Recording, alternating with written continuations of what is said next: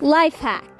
Did you know you can write on your glass canning jars and put them in the fridge with a permanent marker, which is awfully helpful when you have a lot of products that all kind of look alike.